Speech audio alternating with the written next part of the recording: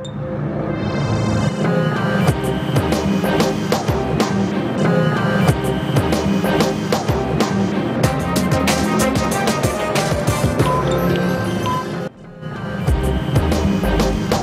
দর্শক, এসএটিভি রাতের আয়োজন লেট এডিশনে আপনাদের সবাইকে স্বাগতম। সঙ্গে আছি আমি জাহিদুর রহমান খান।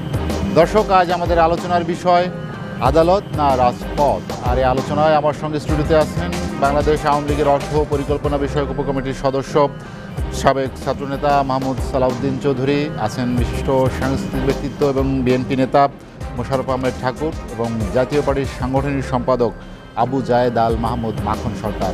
আপনাদের তিনজনকে আমাদের আলোচনায় স্বাগত জানাচ্ছি। আলোচনার শুরুতেই মোশাররফ আহমেদ ঠাকুর ভাই, আপনার কাছে যেতে চাই। আপনি জানেন যে ধারণা করা হচ্ছিল যে কোটা বিরোধী যে আন্দোলন হচ্ছে, রাজপথ ছেড়ে শিক্ষার্থীরা ঘরে ফিরবে। সুপ্রিম কোর্টের রায় এসেছে, 1 মাসের স্থিতাবস্থা, তারপরও তাদের পরবর্তী কর্মসূচি ঘোষণা হয়েছে।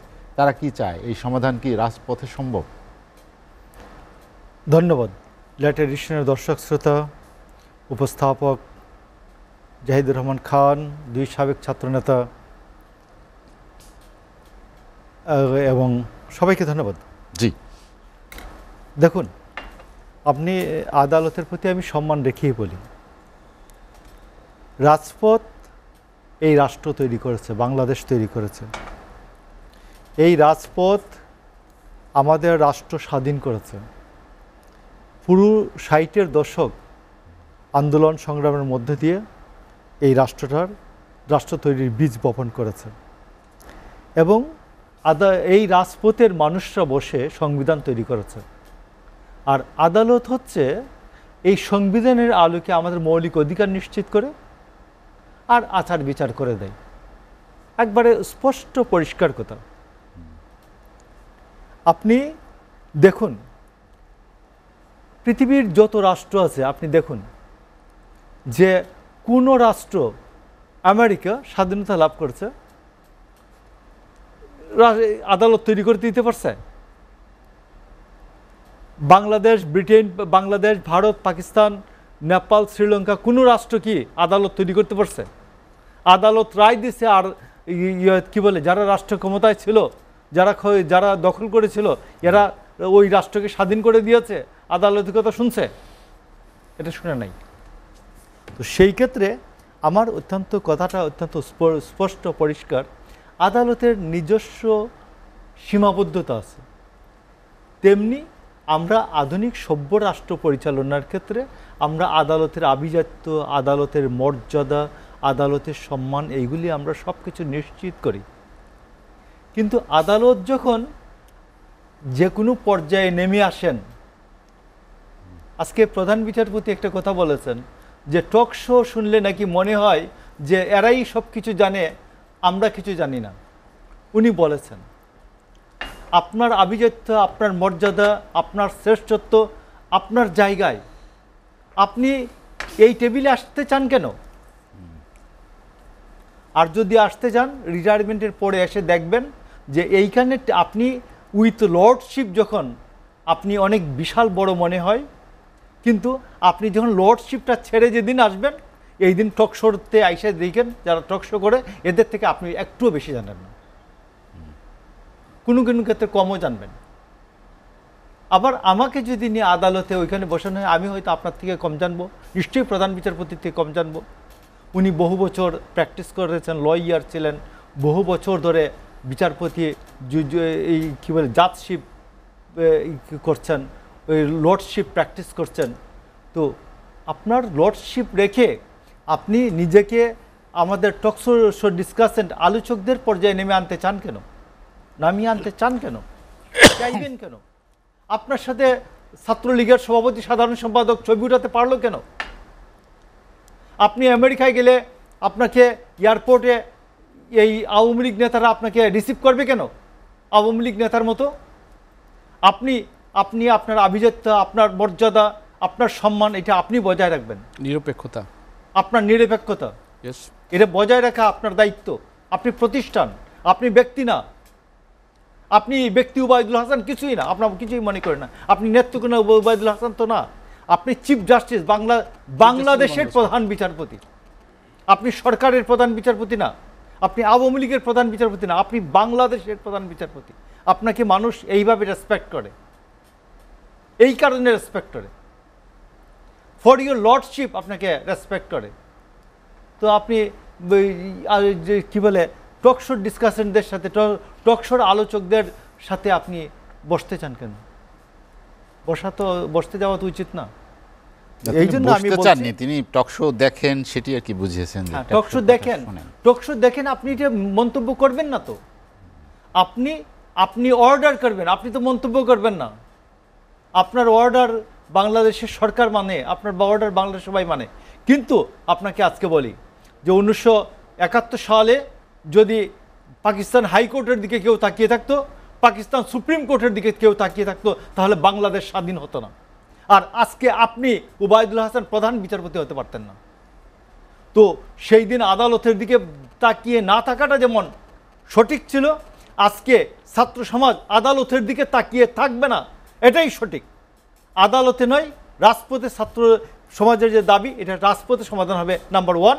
নাম্বার 2 হচ্ছে কোটার সম্পর্কে যদি কথা বলতে হয়, আপনি সুপ্রিম কোর্টের জাজেস অ্যাপয়েন্টমেন্টে কোটা প্র্যাকটিস করেন দেখি। সুপ্রিম কোর্ট হাইকোর্টের জাজেস যখন নেন, অস্থায়ী বিচারপতি নেন, সব কোটার ভিত্তিতে নেন, 56% কোটা দেন। দেখা যাক অবস্থাটা কি দাঁড়ায়। হাইকোর্ট থাকে কি না? হাইকোর্ট থাকবে না। সেনাবাহিনীতে 56% কোটা প্র্যাকটিস করেন, থাকবে না। নৌবাহিনীতে 56% কোটা প্র্যাকটিস করেন, তারপর এই বিমান বাহিনীতে 56% কোটা প্র্যাকটিস করেন, এটা বিমান বাহিনী আর থাকবে না। আপনি আমার সিভিল অ্যাডমিনিস্ট্রেশনের উপর আপনি 56% কোটা চালিয়ে দিতে চান কেন? 1972 সালের প্রেক্ষাপট আর আজকে 53 বছরের পেরিয়ে প্রেক্ষাপট এক নয়।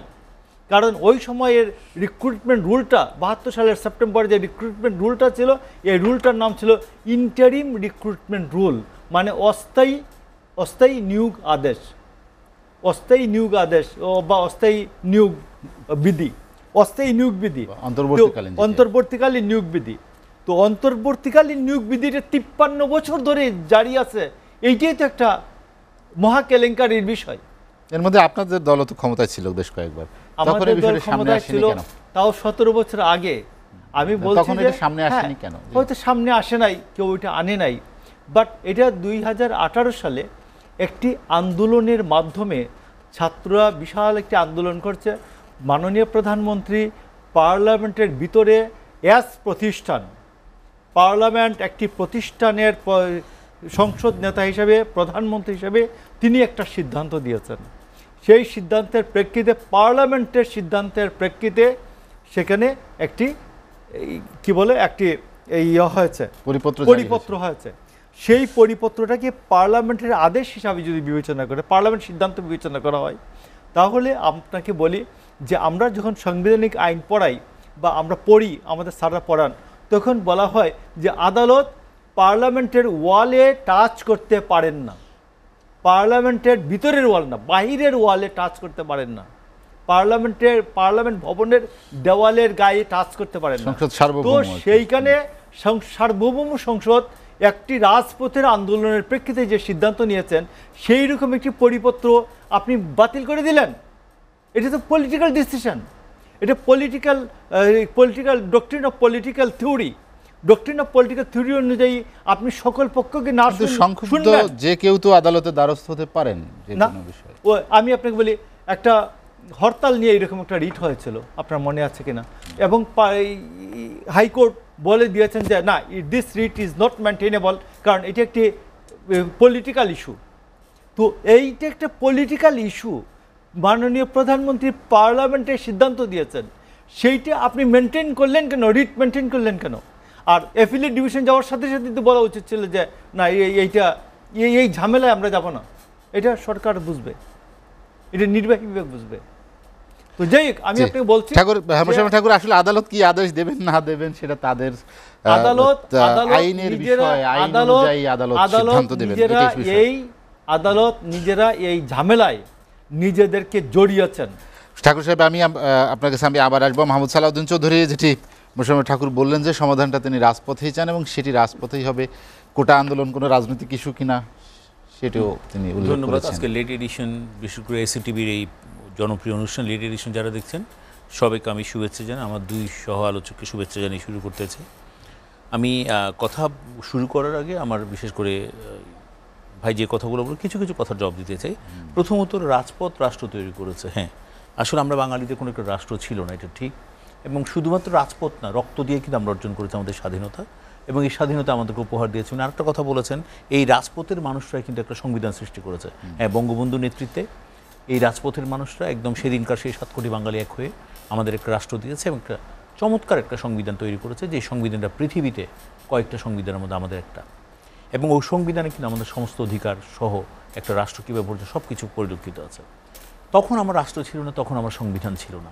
কিন্তু এখন কোটা নিয়ে যে আন্দোলনটা হচ্ছে, এবং আরও আমাদের মোশাররফ ভাই যে কথাটা বলছে, পরিপত্রটা বাতিল করা হলো, 2 জন মুক্তিযোদ্ধার সন্তান যখন রিট করলো, এই পরিপ্রেক্ষিতে আদালত কিন্তু এই নির্দেশটা দিয়েছেন। নির্দেশ দেওয়ার পর কিন্তু আজকে যে রায়টা এসেছেন সেটা হলো কি, এটা বাতিল করে আবার স্থিতি অবস্থা দিয়ে, অর্থাৎ পরিপত্রটা পুনর্বহাল, এইটা আবারও করা হলো। আচ্ছা, আমি যদি এখন প্রশ্ন করি, তাহলে এটা শেষ হওয়ার পরে যারা আন্দোলন করছেন তারা কারা? তারা তো এই দেশের মানুষ, তাদের আইন বোঝা দরকার। তাদের 18 বছরের ঊর্ধ্বে সবার বয়স, তাদের সবার বয়স 20 থেকে 25-26-এর মধ্যে। আমার মনে হয় তারা অনেক মেধাবী, অস্বীকার করব না। তারা তো অন্তত বোঝা উচিত, তারা এখন নতুন দাবি দিয়েছে, নির্বাহী আদেশের অপেক্ষায় তারা সংসদে আইন পাস করতে হবে। আমরা 18 সনেও একইভাবে রেখেছি, একটার পর একটা শর্ত দিয়ে কিন্তু রাজপথটা দখল রেখেছে। এবং এই রাজপথের আন্দোলন যখন কোথাও না কোথাও ছিনতাই হচ্ছিল, তারাও যখন একটা ছিনতাইয়ের শিকার হয়ে যাচ্ছেন, তারপর সরে দাঁড়িয়েছেন। আমরা চাই রাজপথে তাদের যে সুন্দর আয়োজন, আমরা বলি না মানে ওরা রাজপথে নামার পর আমরা তোমাদের ভালোবাসা এখন গোলাপে ফুটে, ওই জিনিসটা যেন ছিনতাই না হয়। আমার কাছে মনে হচ্ছে এখন একটা ছিনতাই পায় তারা চলছে। কারণ হঠাৎ আমরা তো মনে করেছিলাম এত বড় একটা ঘটনার পরে তারা রাজপথ থেকে সরে দাঁড়াবে। আমরা দেখলাম যে সন্ধ্যা 6টা পর্যন্ত তারা তাদের সেই তথাকথিত বাংলা ব্লকেট কিন্তু তারা পরিপূর্ণভাবে পালন করেছে, এবং 7টায় একটা প্রেস ব্রিফিং করার মাধ্যমে আগামীকাল সম্ভবত 3:30টার মধ্যে আবারও তারা এই অবরোধে যাবেন। এই জিনিসটা তো আমার কাছে মনে হয় নাই খুব বেশি পরিপক্ক মানুষের কাজ করেছেন তারা। আর পাশাপাশি কোটার একটা কথা বলি, কোটা সম্পূর্ণ বাতিল কিংবা 30% সব কিছু মিলিয়ে বলি, বিশেষ করে গত 2-3টা বিসিএসের ঘটনায় একদম এটা কিন্তু প্রত্যেকটা জায়গায় ডেটা সহ এসছে। আমি বিশেষ করে বলবো, এই যে এই 38 থেকে 39 পর্যন্ত মুক্তিযুদ্ধের 30% কোটা কিন্তু কখনই পূর্ণ করতে পারে নাই, পাওয়া যায়নি। টোটাল 8% পূর্ণ করতে পেরেছে। আচ্ছা, আরও একটা কথা বলি, আমরা যে মাঝে মাঝে পত্রিকায় নিউজ দেখি না, কোন খাগড়াছড়ির এক কৃষকের মেয়ে ম্যাজিস্ট্রেট হয়েছে, আমরা দেখি হাটাজারির কোন প্রান্তিক মানুষের কন্যা জেলা কোটার কারণে পুলিশে চান্স পেয়েছে। এই কোটাগুলো যদি না থাকতো, আমাদের প্রান্তিক মেয়েগুলা রাষ্ট্রের এই পর্যায়ে আসতে পারতো না। আরেকটা বলি, একটা স্লোগান দেওয়া হচ্ছে, মানে অমেধাবীদেরকে দিয়ে রাষ্ট্র পরিচালনা পায়তারা করা হচ্ছে। সবার জানা উচিত এই কোটাগুলো কখন নির্ধারণ করা হয়, প্রিলিমিনারি শেষ, রিটেন শেষ, ভাইবা শেষ, তারপরে কিন্তু আপনি দেখেন 2 লক্ষ ছেলে মেয়ে কিন্তু অ্যাটেন্ড করেছে, সর্বশেষ টিকে ছিল কিন্তু 5000। এই 5000-এর মধ্যে বসে কিন্তু সব কোটাগুলো নির্ধারণ করা হয়। এখানে মুক্তিযোদ্ধা কোটা, ক্ষুদ্র নৃগোষ্ঠী থেকে শুরু করে জেলা কোটা থেকে শুরু করে সবগুলো মিলিয়ে কিন্তু কোটাগুলো নির্ধারণ করা হয়। এবং এই কোটাগুলো এমনভাবে নির্ধারণ বিন্যাস করা যে কত কঠিন একটা কাজ। সবচেয়ে বড় কথা হলো অনেক মেধার মধ্যে ফাইট করে তাদেরকে নিয়ে আসে, এমন সবাই কোনো না কোনো কোটার আওতায় পড়ে। হ্যাঁ, কোটার আওতায়। কোটা মানে কিন্তু অমেধাবী না, এটা কিন্তু একটা কোটাকে যেভাবে একদম ঢালাওভাবে বলা হচ্ছে, এই জিনিসটা কিন্তু আমাদের অনেকের বুঝতে ভুল হচ্ছে। কোটারা কেউ কিন্তু অমেধাবী হতে পারে না, কারণ 2-2.5 লক্ষ ছেলে মেয়ে পরীক্ষা দিচ্ছে, তার মধ্যে সে প্রিলিমিনারি, রিটেন, ভাইবা দিয়ে এসেই 5-6 হাজার থাকে। এই 5-6 হাজারের মধ্যে কিন্তু এই বিন্যাসটা করা হয়। সুতরাং সবাই কিন্তু সমস্ত পরীক্ষায় অ্যাটেন্ড করে, এমনকি তারা কোনো করুণাও পাচ্ছে না। শুধুমাত্র আমরা রাষ্ট্রের একটা সুযোগ সুবিধার জন্য, প্রান্তিক মানুষকে এগিয়ে দেওয়ার জন্য, এবং বলবো যে একদম ক্ষুদ্র নৃগোষ্ঠী থেকে শুরু করে বঞ্চিত, যারা সমাজে কম সুবিধা বঞ্চিত মানুষ, সবগুলোকে এগিয়ে দেওয়ার জন্য কিন্তু রাষ্ট্রের এই ব্যবস্থাটা। পাশাপাশি আমি মুক্তিযুদ্ধের বিষয়টা আমরা বলি, পৃথিবীর সব দেশে, আমি যে আমেরিকার কথাও বলেছি, যদি ওয়ার ভেটারেনদেরকে আলাদা একটা সম্মান দেওয়া হয়, কেন দেওয়া হয় সেটা আমরা নতুন প্রজন্মকে আমাদের যে বীরত্বের কাহিনীগুলোকে শোনাতে হবে, না হয় নতুন প্রজন্মকে আমরা দেশপ্রেমিক একটা নাগরিক হিসেবে গড়ে তুলতে পারবো না। যার কারণে আমরা মুক্তিযুদ্ধের গল্প বলা, মুক্তিযুদ্ধের ইতিহাস বলা, মুক্তিযুদ্ধে যেদের আমাদের বীরশ্রেষ্ঠরা আছেন, বীর উত্তমরা আছেন, মুক্তিযোদ্ধারা আছেন, তাদের গল্পগুলো আমরা বলি, তাদেরকে সম্মানিত করে আমরা নতুন প্রজন্মকে বুঝাতে চাই এই বীরগুলো আমাদের দেশটা সৃষ্টি করে দিয়েছেন, এই বীরের প্রতি আমাদের একটা শ্রদ্ধাবোধ রয়েছে। এটা হলো আমরা মনে করি একটা সমাজের একটা রাষ্ট্রের বিরুদ্ধে যদি জানতে না পারে নতুন প্রজন্ম কী নিয়ে বড় হবে?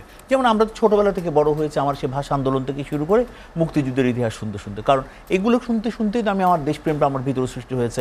আমি আমার দেশের বীরদের ঘটনাগুলো শুনেছি, আমি দেখেছি একটা মুক্তিযুদ্ধের সময় আমাদের মুক্তিযোদ্ধারা তাদের সেই সুন্দর বর্তমানকে, আমার ভবিষ্যৎকে সুনিশ্চিত করার জন্য দান করে গেছে। এই যে বীরত্বের কাহিনী, এগুলো কেন মানুষ জানবে না? যে ঢালাওভাবে মুক্তিযুদ্ধের সন্তানরা কি অমেধাবী? তারা কি করুণার পাত্র? তাদেরকে আমরাই বীরত্ব দিচ্ছি এবং তাদেরকে নামের আগে বীর লিখতে হবে। তারা তো কখনোই বলেনি, কোনো মুক্তিযুদ্ধের নিশ্চয় যুদ্ধে যাওয়ার আগে বলে যায়নি যে আমার সন্তানটা কোটাতে থাকতে হবে, আমাকে বীর উপাধি দিতে হবে, তারপর আমি মুক্তি।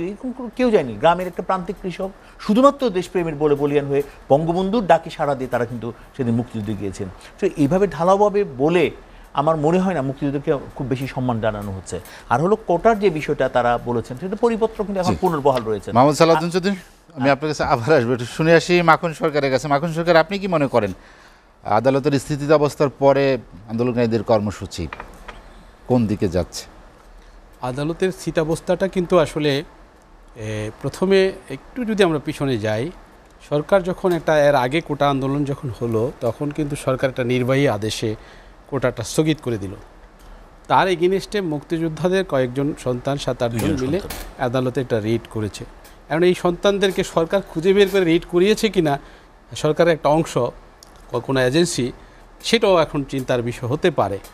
যেহেতু এটা আদালতের মধ্যে সরকার, আমরা অনেক ক্ষেত্রেই দেখি সরকার ঘুরে ফিরে কিন্তু আদালতের মাধ্যমেই সব কিছু ঝুলিয়ে দেয়। অনেক বড় বড় বিষয় এর আগে যেমন কেয়ারটেকার ইস্যু, অন্যান্য ইস্যুগুলো আদালতের মাধ্যমে ঝুলিয়ে দিয়েছে। আদালতের দোহাই দিয়ে আদালতের পিছন থেকে ফায়ার করার চেষ্টা করা হচ্ছে। তো এরকম একটি ঘটনাও হতে পারে। সর্বৈবভাবে বলতে হয় কোটার বিষয়টি তারপরে কি হলো, সরকারের ওই রিট হওয়ার পরে সরকারের আদেশটাকে আবার স্থগিত করে দিল হাইকোর্ট ডিভিশন স্থগিত করার পরে পরবর্তীতে আবার সরকার আপিল করলো।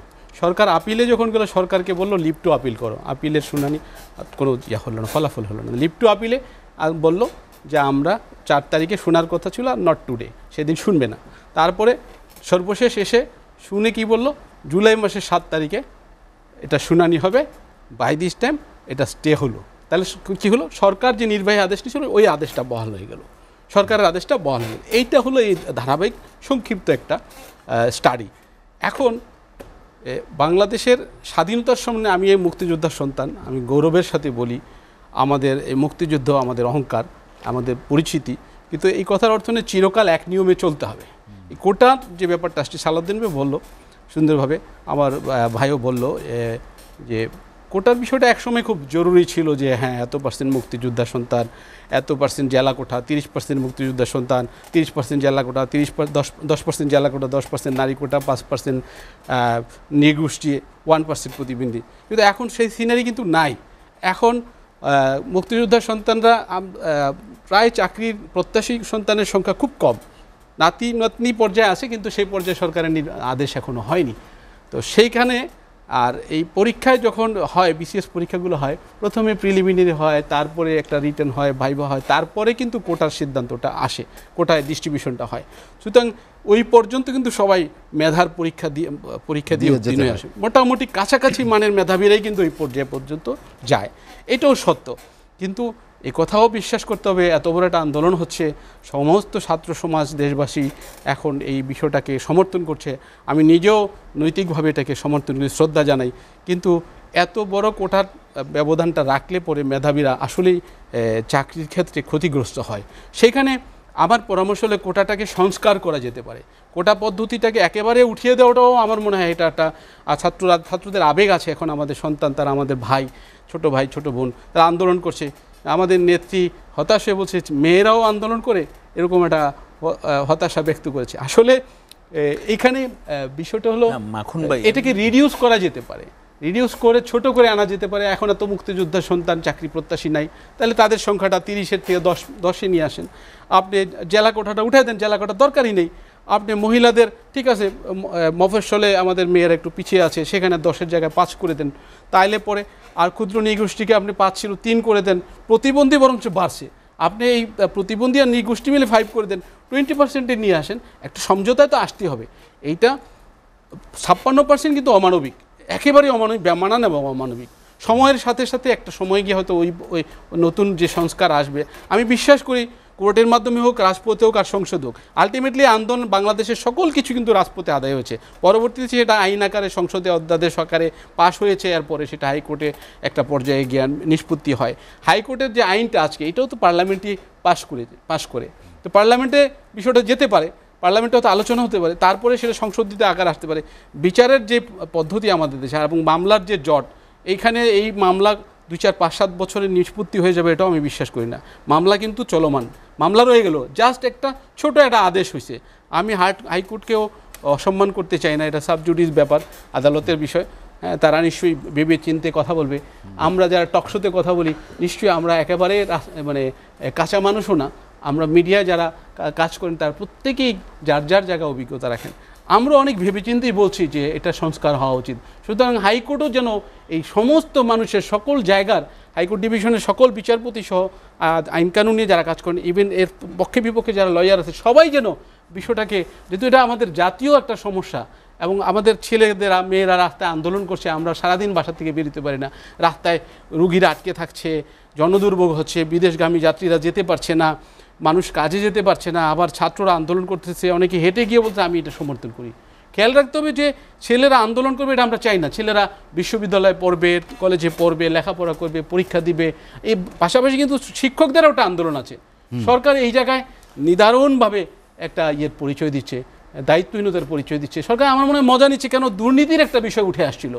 ধরুন এর আগে, ঈদের আগে মালয়েশিয়ার একটা ব্যাপার আসছিল, সেখানে 32,000 কোটি টাকা পাচার করছে 4 জন সরকারি দলের এমপি, সাবেক অর্থমন্ত্রীর 2টা ফার্ম, 25 জনের সিন্ডিকেট, 1,52,000 টাকা করে ওই সিন্ডিকেট নিয়েছে। যেই ভিসা আনছে তাদের ফার্মে টাকা চলে যেছে। 5 থেকে 6 লক্ষ টাকা করে মালয়েশিয়ার ওই ছেলেগুলো দিতে হয়েছে। একটা ছেলে সুইসাইড করে ফেলল, রেল থেকে ঝাঁপ দিল, বাবার সাথে বাড়ি যাবে না। কি পরিমাণ ঋণে দায়গ্রস্ত ছেলেটা, চিন্তায় সে বাড়ি যাওয়ার সাহস করেনি। তাহলে পরে অসংখ্য এরকম মানুষ, 32,000 কোটি টাকা এই সেক্টর থেকে পাচার হয়েছে। ঈদের ছুটির কারণে জিনিসটা কিছুটা দামাচাপা পড়ছে। তার পরবর্তীতে মিডিয়ার কলনে বড় বড় কয়েকটা, মতিউর শহর, বেনজির তো আগেই ছিল, আজিজ, মতিউর, বেনজির, আরো অনেক দুর্নীতিবাদদের কাহিনী আসছে, দামাচাপা পড়ে গেছে। তারপরে আবার কি হলো, এই কোটার কারণে আবার এই বিষয়গুলো দামাচাপা পড়ে যাচ্ছে। কোনোটাই দামাচাপা, আবেদ আলী চলে আসছে। মূল্যায়ন আনতে হবে, শিক্ষকদের বিষয়টাও মূল্যায়ন আনতে হবে। একটা বিরতি, ফিরবো শীঘ্রই, সঙ্গেই থাকুন।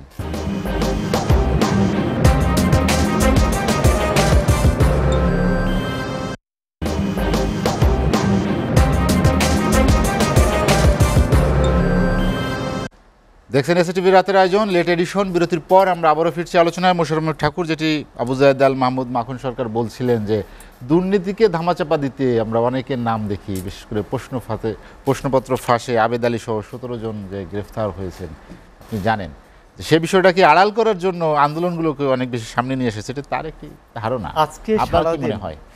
আজকে সারাদিন একটা বিষয় আলোচনা হচ্ছিল, 56% কোঠা আর 44%-এর কত পার্সেন্ট ক্রেতা,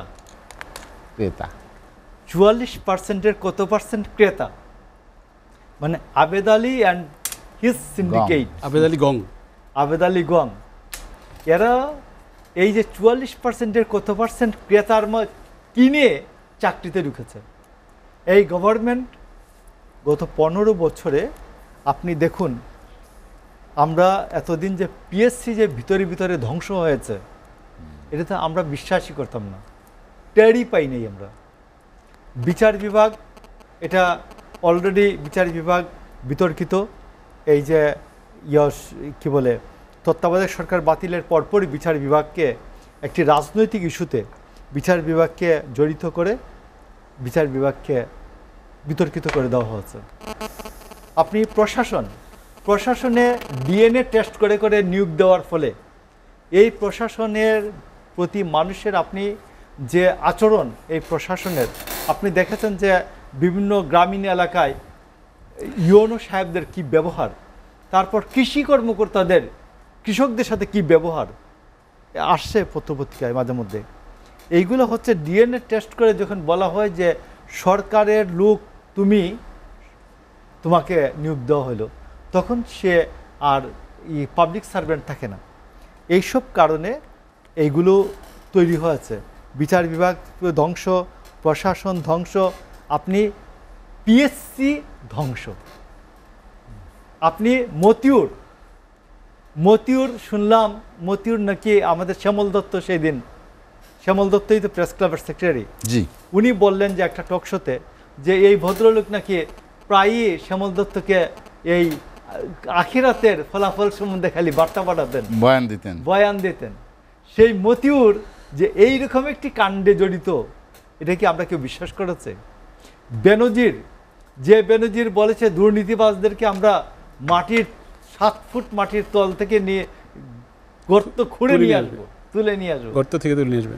তো উনি যে এই পরিমাণ ধ্বংস হয়েছেন, যে লোকটা আমাদের কি বলে মেট্রোপলিটন কমিশনার ছিলেন, র্যাবের ডিজি ছিলেন, তারপরে উনি আইজিপি হয়েছেন, সেই লোকটাকে ধাপে ধাপে ধাপে ধাপে সরকার বিকশিত করেছে এইরকম একটা দুর্নীতি, এবং তার সমস্ত সম্পত্তি অর্জন হলো 2014 থেকে 21-এর মধ্যে। 7টা পাসপোর্ট ব্যবহার করছে 14 থেকে 21-এর মধ্যে, এবং প্রধানমন্ত্রীর এলাকায় সে সম্পত্তি অর্জন করছে সংখ্যালঘুদের, যেগুলো বড় বড় আর কি, এর আগেও তিনি সম্পদ করেছেন। তো এই যে অবস্থাটা আমি আপনাকে বলি যে এটা একদিনে তো আর হয় নাই, এটা আজকে বাংলাদেশে আমি জানি না সরকারের পেছনে কোনো সরকার আছে কিনা যারা ইচ্ছাকৃতভাবে এই সরকারের মাধ্যমে আমাদের সকল প্রতিষ্ঠানগুলিকে ধ্বংস করে দেওয়া হচ্ছে। প্রতিষ্ঠান ধ্বংস হলেই গণতন্ত্র দুর্বল হবে, গণতন্ত্র দুর্বল হলেই রাষ্ট্র দুর্বল হবে, রাষ্ট্র দুর্বল হলেই এই রাষ্ট্র একসময় ব্যর্থ রাষ্ট্রের দিকে এগিয়ে যাবে। আমি জানি না এই ষড়যন্ত্রের দিকে বাংলাদেশ এগিয়ে যাচ্ছে কিনা, যে ব্যর্থ রাষ্ট্র হওয়ার দিকে এগিয়ে যাচ্ছে কিনা। আপনি দেখেছেন প্রধানমন্ত্রী আজকে চায়না থেকে ফিরবেন, রাত্রে উনি রওনা দেবেন। তো সেখানে চায়নায় যে বিষয়টা হচ্ছে 5 বিলিয়ন মানে $500 কোটি তারা চায়না ইয়েনের ঋণ দিতে চেয়েছেন। তো ইয়েনের ঋণটা আনবেন কেন? ইয়েনের ঋণ আনবেন এই জন্য যে চায়নার যে ঋণ এবং কিস্তি আছে এইটা ইয়েন দিয়ে পরিশোধ করবেন কথাটা, আর চায়নার কিছু কাজ দিবেন এখানে, বাকিটা যে ইয়েন থাকবে এইটিতে চায়নাকে কিছু ঠিকাদারি কাজ দিবেন। এই চায়নার 5 বিলিয়ন, এর আগে চায়না 6.1 বিলিয়নকে সে 23 বিলিয়ন বিল করছে। এখন ওদের যে কিস্তি এবং সুদ এইটাকে 5 বিলিয়ন দিয়ে একটা অংশ সুদ করবেন, আর বাকি অংশটুকুন যেটা থাকবে 5 বিলিয়নের ওই অংশ দিয়ে চায়নাকে এখানে একটা ঠিকাদারি দেবেন। রাষ্ট্রের অবস্থা হলো এই যে আমরা একটা বাটপাড়ি অর্থনীতির দিকে এগিয়ে যাচ্ছি। বাটপাড়ি অর্থনীতিটা এইরকম, গ্রামে দেখবেন কিছু লোক ঋণ করে আবার ঋণ দেয়, আপনি পান, ওর কাছে ঋণ পান, ও বলে যে ভাই আমাকে আর কিছু টাকা ঋণ দেন, তো আপনারা আগেরটা ঋণ দিয়ে দেয়, দেখবেন আগের ঋণ দিয়ে দিল, আবার নতুন করে ঋণ হলো। তো এই যে আমরা যে একটা অর্থনীতি, একটা আত্মঘাতী ধ্বংসাত্মক অর্থনীতির দিকে এগিয়ে যাচ্ছে, এটা কিন্তু খুবই ভয়াবহ একটা সিগন্যাল, সংকেত দিচ্ছে আমাদেরকে। এটা আমরা কেউ নজর দিচ্ছে না। আমার মনে হয় যে প্রধানমন্ত্রী উনি যে কোনোভাবে তো রাষ্ট্র চালাচ্ছেন, আছেন তো এখানে, কিন্তু উনি যে এই ঋণ করে আবার ঋণের কিস্তি দেওয়া, এই চক্রের মধ্যে যে দেশকে নিয়ে যাচ্ছেন, এটার পরিণাম ভয়াবহ। ঠাকুর সাহেব, আমি আপনার কাছে আবার আসবো। মাহমুদ সালাউদ্দিন চৌধুরী, যেটি ঠাকুর বলছিলেন যে সরকারের নানা নীতির আমি বলা শুরু করে দিই। আমি আমাদের মোশাররফের জ্ঞাতার্থে একটা কথা বলতে চাই। আপনারা অনেক গল্প বললেন, প্রশাসন ধ্বংস হয়েছে, প্রশাসন, এইচএসসি যে পরীক্ষা চলছে, ছোট্ট একটা গল্প বলি। মেয়েটার হলো লিটল উইসেল ফ্লাওয়ার স্কুলের স্টুডেন্ট, কলেজের স্টুডেন্ট, তার সেন্টার পড়েছে সিদ্ধেশ্বরী বয়েজ স্কুলে, সিদ্ধেশ্বরী গার্লস কলেজে। সে ভুলে চলে গেছে সিদ্ধেশ্বরী যে বিশ্ববিদ্যালয় কলেজ আছে সেটা। পুলিশ দেখেছে 10:10 হয়ে গেছে, পুলিশ বলছে মা তুমি আমার মোটরসাইকেল ওটা, আমি তোমাকে পৌঁছাই দিই, তুমি ভুল সেন্টারে চলে এসেছো। পুলিশ না পুরাতন না, এই 2 দিন এই বছরের ঘটনা, এরকম অসংখ্য ঘটনা আছে। আপনারা যে প্রশাসনকে একদম ধ্বংস হয়ে গেছে, এগুলো কিন্তু একদম ঢালাওভাবে বলা হয়। এই মেয়েটিকে পৌঁছে দিয়েছে, এবং সেদিন সে কর্তৃপক্ষ ওই মেয়েটার আর 10 থেকে 15 মিনিট বেশি সময় দিয়ে পরীক্ষা নিয়েছে। এই প্রশাসনের কি মানবিক দিকগুলো আছে? আচ্ছা, আরও একটা বলি, বন্যায় যখন দেশটা ডুবে যায়, বিশেষ করে আমি তো মনে করি 98 সন থেকে শুরু করে অনেক বন্যা আমরা প্রত্যক্ষ করেছি। আমাদের সেনাবাহিনী কিন্তু একদম বুক সমান পানিতে নেমেই কিন্তু মানুষের কাছে ত্রাণ পৌঁছে দিয়ে এসেছে। এগুলোও কিন্তু আমাদের প্রশাসনের গল্প। একদম দেশ ধ্বংস হয়ে গেছে, প্রশাসন ধ্বংস হয়ে গেছে, অত অমানবিক রাষ্ট্র এখনো বাংলাদেশ হয়নি। মানবিক রাষ্ট্র আছে বলেই একজন দণ্ডপ্রাপ্ত আসামিকে সমস্ত সুযোগ সুবিধা দিয়ে বাসায় থাকার সুযোগ দেওয়া হয়েছে বাংলাদেশে। এটা বাংলাদেশে হয়েছে এই বিষয়গুলো। একদম বাংলাদেশ ধ্বংস, বাংলাদেশ শেষ হয়ে গেছে, একদম কিনারা ওই ধ্বংসের ধার প্রান্তে চলে গেছে। এই সমস্ত গল্প বলকে ওই যে এখন হলো একটা গুজবের দেশ বাংলাদেশটারে, কোথাও কোথাও নানা ধরনের গুজব তৈরি করে রাষ্ট্রকে অস্থিতিশীল করতে চেষ্টা করে। আরও একটা বলি, 2003 সনে টিএসসিতে পিএসসির প্রশ্ন পাওয়া যেত। আমরা ক্যাম্পাসের ছাত্র, আমরা তো তখন একদম অ্যাক্টিভ ছাত্রলীগ করি। তখন কার আমল? তখন হলো বাবরের আমল, তখন হলো তারেক রহমানের আমল, তখন বেগম জিয়ার আমল। তখন আমরা দেখেছি এই বিষয়গুলো। এবং সেই টিএসসি তারা যে পিএসসির যে চেয়ারম্যান নিয়োগ করলেন ডক্টর তাহমিনা, এবং ওনার বিরুদ্ধে একটা কমিশন করেছেন ছাত্র ইউনিয়ন গণসংহতি পরিষদ মিলে টিএসসিতে, 2007 সনের ঘটনা, ওই সময়কার ঘটনা। তাদের বিরুদ্ধে সবার বিরুদ্ধে রাষ্ট্রদ্রোহী মামলা করলো এই ডক্টর জিন্নাতুন্নেসা তাহমিদা। তিনি করে তাদেরকে একটা দৌড়ের উপর রাখলো। ডক্টর কামাল হোসেন সাহেব সেদিন তাদের পক্ষ হয়ে লড়েছেন। সেই ওনারা আবার জুনিয়র ছিলেন আমার বন্ধু, আমি এই বিষয়টা জানতাম। এইভাবেই কিন্তু রাষ্ট্রটা চলছিল। কোথায় নিয়ে গেছিলেন? আজকে বলে দুর্নীতির কথাগুলো বললেন। আবেদ আলী খান গাড়ি চালক ছিলেন, 3টা পিএসসি চেয়ারম্যানের ছিলেন। আচ্ছা, পাশাপাশি আরও বলি, আবেদ আলী খানের চাকরিও তো গেছে আমাদের আমরা 14 সনে, তার চাকরি চলে গেছেন। তারপর পরে তো তিনি একটা বিশাল এক মহারথী, সে যেগুলো নাই বা গেলাম। পাশাপাশি যে এত কথা বলেন, আশরাফুল হুদা কার সৃষ্টি? রমনা থানার ওসির ছেলে যে মেয়ে যে স্কুলে পড়ে, আমাদের এই যে বেগম জিয়ার নাতনিও কি স্কুলে পড়তেন। তো কোথায় ছিল ওই বৈষম্য? তখন তো শব্দ করতে পারে না মানুষ, কিন্তু এখন তো কথা বলতে পারতেছেন। আপনি টক শোতে গিয়ে কথা বলে, আপনি সমস্ত গণমাধ্যমে আসছে বিষয়গুলো, আজকে আপনি আমি সবাই আলাপ করছি। এবং তাদেরকে মাননীয় প্রধানমন্ত্রী কিন্তু সংসদে বলেছেন এই দুর্নীতিবাজদের বিরুদ্ধে যে অভিযানটা চলছে সেটা চলবে, সে যত বড় ক্ষমতাশালী হোক না কেন, চলতেছে। তো সবে 17 জনকে গ্রেফতার করা হয় শুধু পিএসসি সংক্রান্ত বিষয় নিয়ে। পিএসসিকে আমরাও চাই দুর্নীতিমুক্ত, পিএসসিকে আমরা চাই সুন্দর একটা প্রতিষ্ঠানে পরিণত হোক। সমস্ত এখন চাকরি নিয়োগ, বিশেষ করে যারা নন ক্যাডার আসে এখান থেকে নিয়োগ হচ্ছে সব কিছু, তাহলে তো একটা সুন্দর একটা প্রতিষ্ঠানে পরিণত করুক। আমার কাছে মনে হচ্ছে হাত দিয়েছে, সেটা হাতও তো দেওয়া হয়নি। আজকে দন্তকার হোক, নীলক্ষেতে প্রশ্ন পাওয়া যায় না। নীলক্ষেতে প্রশ্ন আরও কি দেখেন, তাদের আমলে দেখা গেছে হাজব্যান্ড দুজনেই কিন্তু ফরেন ক্যাডারের ফার্স্ট আর সেকেন্ড হয়ে গেছেন। পরে তো এখন বেরিয়ে আসছে, তারা নিশ্চয় কোনো না কোনো একটা ঘটনা ঘটবে, এটার অপেক্ষা আমরা আছি। কীভাবে সম্ভব এগুলো? এই সমস্ত কাজ কারবার সবসময় চলেছে। কিন্তু এখন হলো এই যুগে এই সম্পর্কে বঙ্গবন্ধু কন্যা শেখ হাসিনার আমলে মানুষ কথা বলতে পারছে। আজকে এই বিষয়গুলো উঠে এসেছে, নিশ্চয়ই এখানে কোনো না কোনো সংস্কার আসবে। এবং আজকে আমরা দেখলাম যে পিএসসিতে যিনি দায়িত্ব পালন করছেন তিনি কিন্তু নানা ধরনের বক্তব্য বিবৃতি দিয়ে সবাইকে আশ্বস্ত করার চেষ্টা করছেন তারা কি করবে আগামীতে এই পিএসসিকে নিয়ে। তো সুতরাং একটা পর্যায়ে কিন্তু চলে এসেছে। পাশাপাশি বলি, এই যে তাদের যে দিবাস্বপ্ন বাংলাদেশটাকে একদম শেষ হয়ে যাওয়া, এটা 16 বছর এই গল্প শুনতে শুনতে না আমরা ত্যক্ত বিরক্ত হয়ে গেলাম। কিন্তু বাংলাদেশের জায়গায় রয়ে গেছে। আর ছোটোবেলায় আরেকটা শুনতাম, আরেকটা নতুন তারা গুজবের ডালপালা তো কোনো শেষ নেই এখন, যেহেতু সবার হাতে হাতে এখন স্মার্টফোনে দেখবেন কদিন পর ভেসে আসে বাংলাদেশ মোটামুটি আমাদের পার্শ্ববর্তী দেশ নিয়েই যাচ্ছে। এই 56,000 বর্গমাইলকে টুকরো করে নিতে এটা 52 বছর যাবো শুনছি আমরা স্বাধীনতার পর থেকে। কিন্তু আজও বাংলাদেশ কিন্তু সীমানা বেড়েছে, বাংলাদেশে কেউ কিন্তু 1 ইঞ্চি জমি কেউ নিতে পারেনি।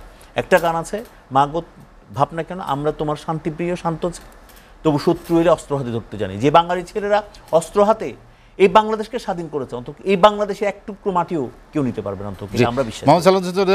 আপনার কাছে আমি আবার আসবো।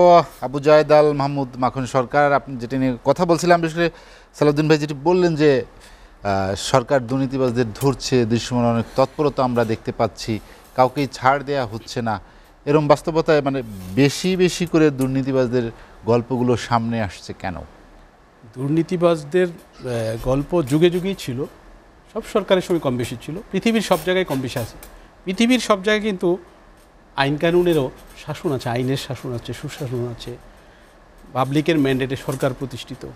আমার দেশে তো গত 3টি নির্বাচন পাবলিকের প্রত্যক্ষ অংশগ্রহণই ছিল না 90-95% লোকের। কোনো ভোট রাতে আধারে হয়ে গেছে আগের দিন, কোনো ভোট 153-54 জন আনকন্টেস্টেড হয়ে গেছে।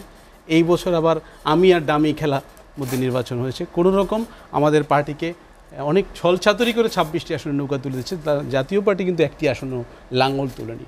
বিভিন্নভাবে কাদাটাকে আমাদের গায়ে চাপিয়ে দেওয়া হয়েছে। এনিওয়ে, আমি যে কথা বলতে চাই দুর্নীতির কথা, আমার বন্ধু সালাউদ্দিন ভাই বললেন 2001 সালে আওয়ামী লীগ কিন্তু গভর্নমেন্টে ছিল। ওই বছর দুর্নীতিতে বাংলাদেশ চ্যাম্পিয়ন হলো পৃথিবী। তারপর পরপর 3-4-5 বার হলো। এই গর্তটা যখন করে গিয়েছে, এই দুর্নীতির ব্যারোমিটারটা কিন্তু একদিনে থামানো যায়নি। পরবর্তী 4-5 বছরের রেস্ট আনতেছে, কাদাটা বিএনপির গায়ে লেগেছে। হ্যাঁ, বিএনপির আমলে হয়নি, জাতীয় পার্টির আমলে হয়নি, আওয়ামী লীগের আমলে দুর্নীতি হয়নি, এই কথা আমি বলবো না, সবার আমলে কম বেশি হয়েছে। কিন্তু আন্তরিকতার সাথে এই সরকার ম্যান্ডেট ছাড়া সরকারে থাকার কারণে কোনো কর্মকর্তা কর্মচারীকে ধরেনি, তাদেরকে তোষণ করেছে। তার বড় প্রমাণ হলো এই সরকার এই সংসদে 1979 সালে যে আইনটি ছিল, সে আইনের 1 এবং 2 ধারায় যেটা বলা ছিল সরকারি কর্মকর্তা কর্মচারীরা তাদের হিসাব দিতে বাধ্য থাকবে, সেই হিসাব দেওয়ার জায়গা থেকে তারা বের হয়ে চলে আসে, আইনটাকে রহিত করে দিয়ে কি বলল, তাদেরকে তিরস্কৃত করা হবে। তো এইভাবে যে আইনটাকে অকার্যকর করে দিল, বলা চলে দুর্নীতিবাজদেরকে তোষণই করলো সরকার। কারণ দুর্নীতিবাজ এই সকল কর্মকর্তা কর্মচারী দুর্নীতি করেই তো সরকারকে নৌকায় সিল মেরে, যত পার্লামেন্ট মেম্বার আছে সমস্ত মেম্বার 90-95% বাক্স, কেন্দ্রে একটা কেন্দ্রে 3000-4000 লোক, সেখানে 300 লোক আসে না, সেখানে 100 লোক 50 জন লোক আসছে, সিল মেরে ব্যালট ভরে ভরে এমপি বানিয়েছে। তো এই সমস্ত কর্মকর্তা কর্মচারীরা জড়িত ছিল এই সমস্ত কর্মকাণ্ডে, আইন কানুনও সব এই সমস্ত অন্যায়ভাবে হয়েছে, যে কারণে কিন্তু দুর্নীতিবাজরা আরও বেশি উৎসাহ পেয়েছে। দুর্নীতিবাজদের বলার সাহস পায়নি। আমাদের দেশের ইন্টেলিজেন্স তো এই দুর্নীতিবাজদের তথ্য মানুষের সামনে নিয়ে আসেনি। দেশের জনগণ যেমন খুশি হয়েছে, মিডিয়া একটা দুঃসাহসিক কাজ করেছে। এখানে আমি যদি বলি বড় ধরনের পুরস্কার কাউকে দিতে হয় এই কাজের জন্য, মিডিয়াকে দিতে হবে। মিডিয়ার সকল কর্মী দিন রাত কাজ করেছে, প্রিন্ট মিডিয়া করেছে, ইলেকট্রনিক্স মিডিয়া করেছে, সোশ্যাল মিডিয়া যারা কাজ করেছে, সাধারণ মানুষও অনেক কিছু খুঁজে খুঁজে বের করে নিয়ে আসছে, পরবর্তীতে মিডিয়া সেটাকে খুঁজে বড় করতে পেরেছে। আবেদ আলীর ঘটনা, সে তো আরও পিছনের ঘটনা, আবেদ আলীর পিছনের ঘটনা ধরা পড়ে গেছে। আমাদের মোশাররফ ভাই যে বললেন, আবেদ আলী যে পদ মানুষকে চাকরি দিয়েছে তারা এখন বড় বড় অফিসার হয়ে গেছে, বিভিন্নভাবে আবেদ আলীর কাছকে প্রশ্ন নিয়েছে, 56% কোটায় আরও 40% চলে গেল, 44%-এর মধ্যে কত পার্সেন্ট ক্রেতা, প্রশ্ন ক্রেতা, তার মানে সেখানেও হয়তো যাদের কাছে টাকা ছিল 30-40% চলে গেছে, 10% লোক চাকরি পেয়েছে তার মেধায়, বাকি সমস্ত লোক ছল চাতুরি কোটা ছোটা এইভাবে বিভিন্ন চাকরি হয়েছে। আমার কুমিল্লা জেলা তো কোটার কারণে চাকরিই পায় না, এমনভাবে এটাকে ইয়ে করে বন্ধ করে রাখা হচ্ছে। কুমিল্লা জেলায় কোটার কারণে চাকরি পায় না, কুমিল্লার অনেক এগিয়ে আছে, সেটা এগিয়ে আছে, তারা মেধায় ভৌগোলিকভাবে আমাদের ব্রিটিশ আমল থেকে এখানে আপনি অন্যান্য বিষয়গুলো আনেন। এখানে দুর্নীতি যেমন হচ্ছে, দেশে কিন্তু সীমাহীন দ্রব্যমূল্যের ঊর্ধ্বগতি, চালের দাম বেড়ে গিয়েছে, দেশে বন্যা হচ্ছে, সেদিকে সরকার আমরা আরেকটা বিরতি নিব, আন্দোলন করতেছে ছেলেরা, সেটাকে আরেকটা বিরতি নিব, রহস্য করছে, বিরতির পরে গভীরভাবে পর্যবেক্ষণ করছে। আবার দেশের মানুষ একটা অঞ্চল না খেয়ে মরেছে, ডুবে যাচ্ছে, ছাত্রছাত্রীরা পরীক্ষা দিতে পারছে না, সরকারের সেদিকে মনোযোগ নেই। আরেকটা বিরতি নিতে চাই, বিরতির পরে আবার কোরবানিতে নামাজ পড়তে পারেনি, ঈদের নামাজ পড়তে পারেনি।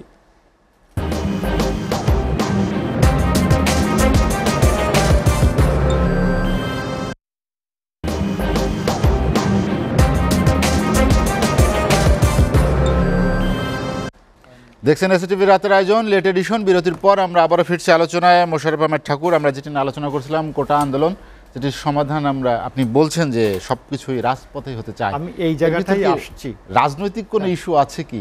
অবশ্যই আসছি, আমি এই জায়গাটায় আসি। আমাদের ভাই সালাউদ্দিন সুন্দর মানুষ, খুব সুন্দর করে বলেন, মোহাম্মদ সালাউদ্দিন চৌধুরী জি।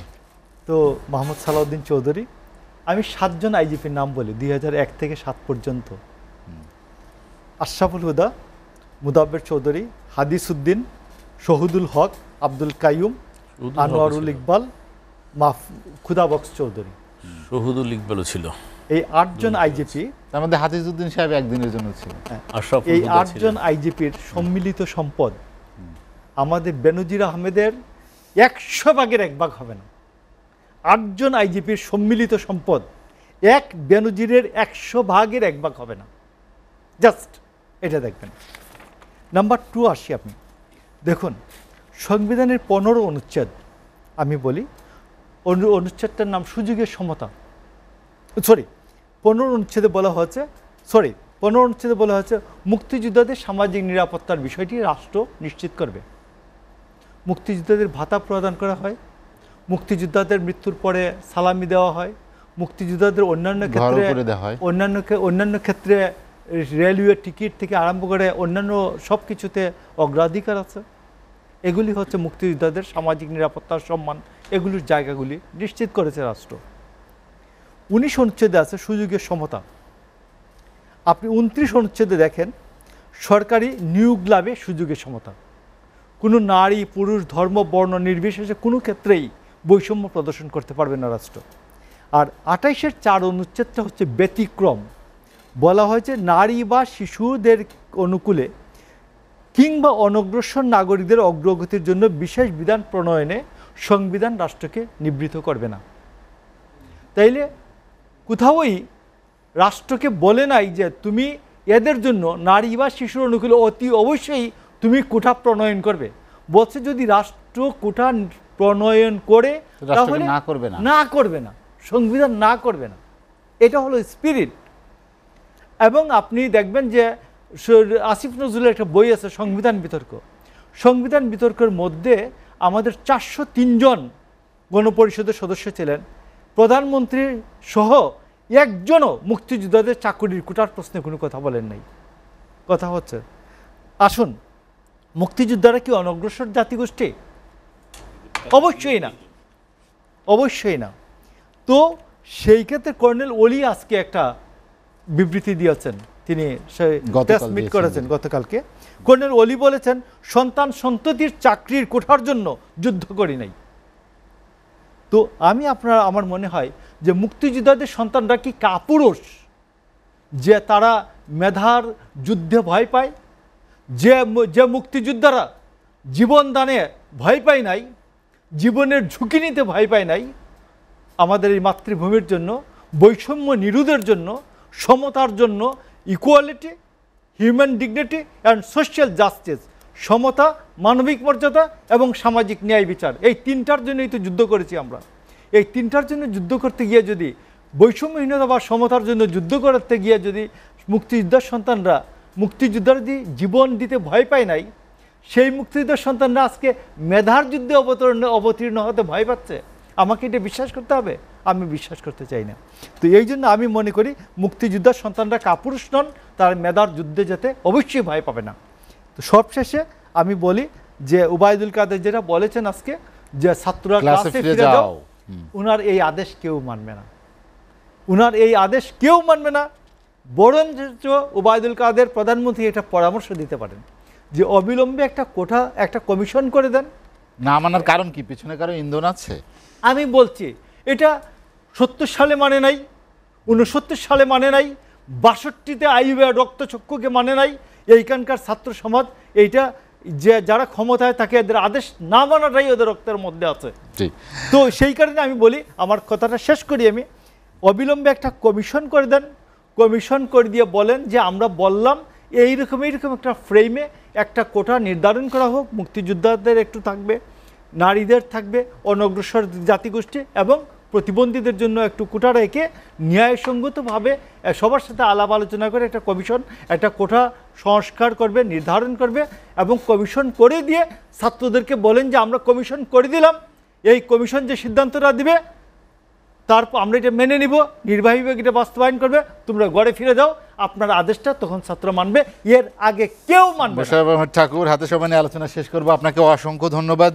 মাহমুদ সালাউদ্দিন চৌধুরী, মোশাররফ ঠাকুর বলছিলেন যে ছাত্ররা এটি শুনবেন না। আমি বলি মুক্তিযোদ্ধাদেরকে অনগ্রসর জাতি বলার কোনো স্কোপ কোথাও নেই, বরঞ্চ আওয়ামী লীগ সরকারের মুক্তিযুদ্ধের আগে অবশ্যই বীর লাগাতে হবে, বীর বলতে হবে এবং তাদেরকে রাষ্ট্রীয় মর্যাদা দাফন থেকে শুরু করে জাতীয় পতাকাকে লাশ করে দেওয়া সমস্ত সম্মান কিন্তু প্রদর্শন করা হয়। এবং আমিও বলি মুক্তিযুদ্ধরা কখনোই বলে নাই আমাদেরকে কোটা দিতে হবে।